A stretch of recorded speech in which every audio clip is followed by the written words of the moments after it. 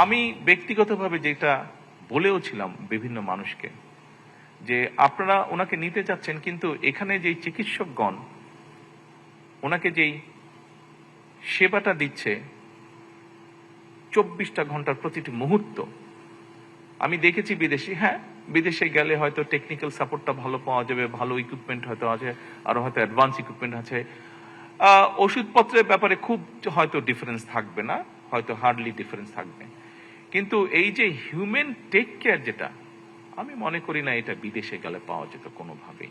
যেই সেবাটা ওনার জীবনের শেষ দিন, আমি বলবো শেষ মুহূর্ত পর্যন্ত, শেষ মুহূর্তে আমার আল্লাহ তৌফিক দিয়েছিলেন, আমি সেখানে থাকতে পেরেছিলাম।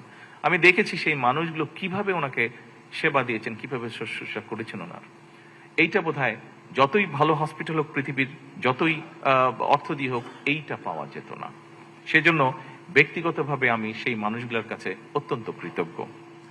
উপস্থিতিবৃন্দ, হাসপাতালের নিরাপত্তা ব্যবস্থা তথা চিকিৎসক, নার্স এবং সকল স্বাস্থ্যকর্মীর নিরাপত্তা নিশ্চিত করতে এর ভিতরে যেটি আলাপ আলোচনা হয়েছে আমাদের, ফার্ম ফ্রেশ পাস্তুরিত তরল দুধ,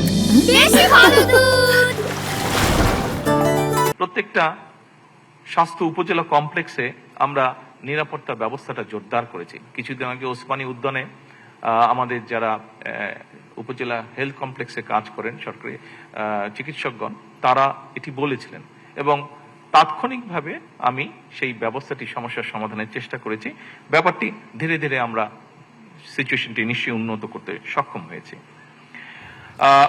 কথা বলছিলেন প্রধানমন্ত্রী তারেক রহমান, আমরা সরাসরি যুক্ত ছিলাম সেখানে।